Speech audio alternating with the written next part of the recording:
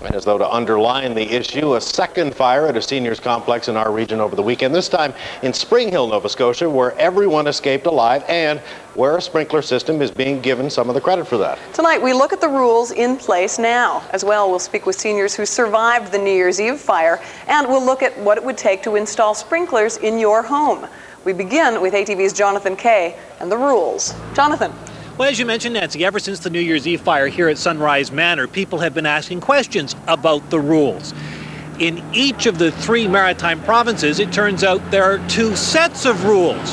One for brand new buildings and another for existing structures.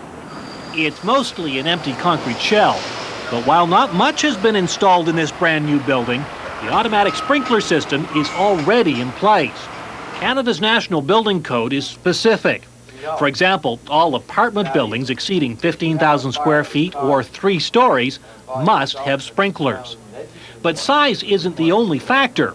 Nova Scotia's fire marshal says the building's use is also taken into consideration.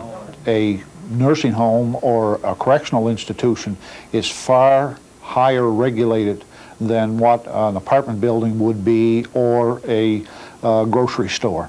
But those same regulations that require so many brand new buildings to have built-in sprinkler systems don't apply to existing buildings, buildings that were built before the new regulations came into effect.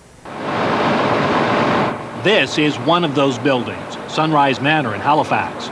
2 people died and 150 more were left homeless after a New Year's Eve fire. The apartment building was built 30 years ago, before sprinklers were mandatory. On the other hand, this 5-year-old nursing home in Spring Hill caught fire 2 nights later, but the required automatic sprinkler system helped firefighters douse the blaze. No one was injured there. In all 3 maritime provinces, fire inspectors routinely check older buildings to make sure none of the systems required at the time they were built deteriorate. But it's largely a matter of discretion when it comes to demanding new systems, such as a sprinkler system, be installed. We have to come forward with the arguments to justify to everyone what should or should not be done.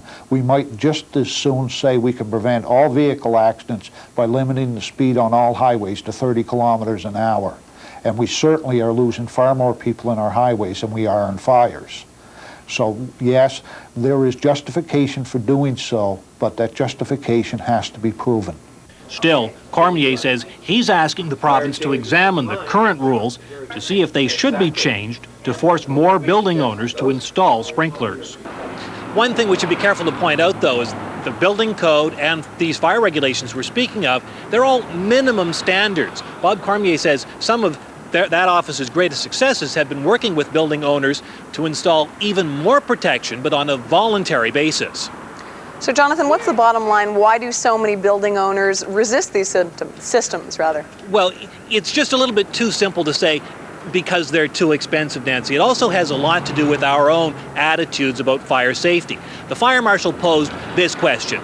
If you were picking out a new house or a new apartment, and for the same price you could have a big fancy jacuzzi whirlpool tub or central air conditioning or an automatic sprinkler system, which one would you choose? When more and more of us choose that last option, then more and more builders will provide it for us. All right. Thanks, Jonathan.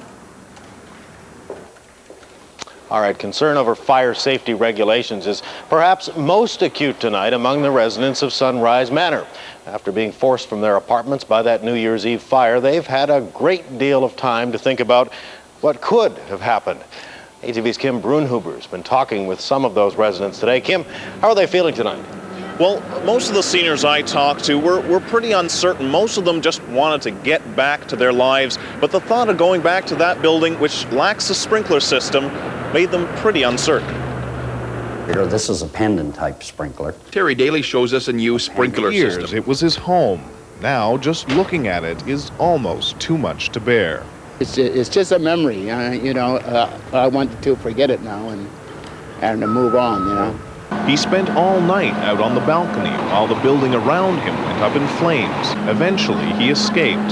2 of his neighbors, Delana Hamilton and Aline Carras, didn't. Now, he can't bear the thought of going back in. Are you scared to go back now? Oh, yeah, well, I would be, yeah. I don't want to go back, really, because of the memories, yeah. This building doesn't have a sprinkler system. After this tragic blaze, many older residents, like Irene Grouse, fear for their safety. If it had a sprinkler system, would you feel safe in there? Oh yeah, I think I would feel more safer because it'd be something that you could look at and know if anything happened, it would be on. The sprinkler would be already there for you. But now, I wouldn't go back there. The agency, which runs 4,500 housing units, including those at the Sunrise Manor, say even their homes without sprinklers are safe. The fire alarms worked more than adequately to notify tenants of the problem. Firefighters say smoke alarms are important, but having sprinklers in this case would have made all the difference. It's like having a firefighter every 8 feet. I mean, whether or not the occupant is home, there is some protection there. For some residents, the thought of death no longer scares them.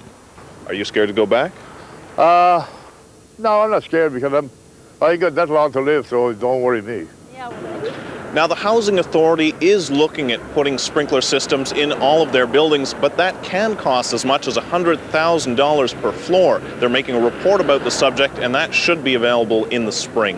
A lot of money, Kim. What are firefighters saying about Sunrise Manor itself? Is the building safe?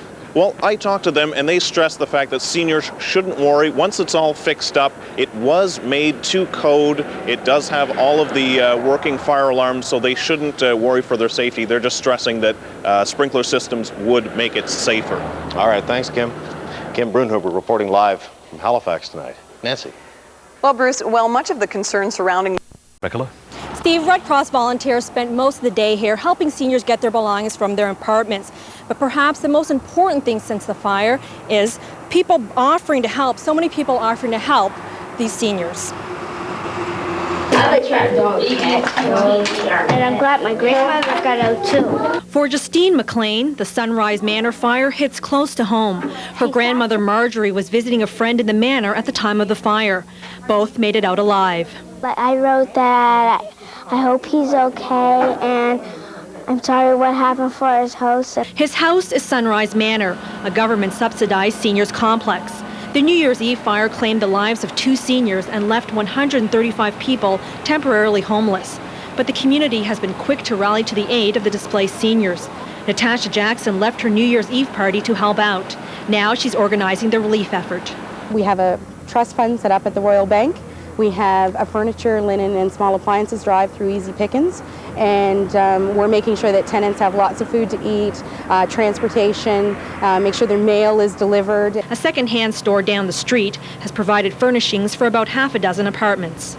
You know, it's not always about the almighty dollar. You know, sometimes you have to have your heart in it, and you have to do what's right. And we just feel it's a good thing. Like I said, these people have been here for us. We got to be there for them.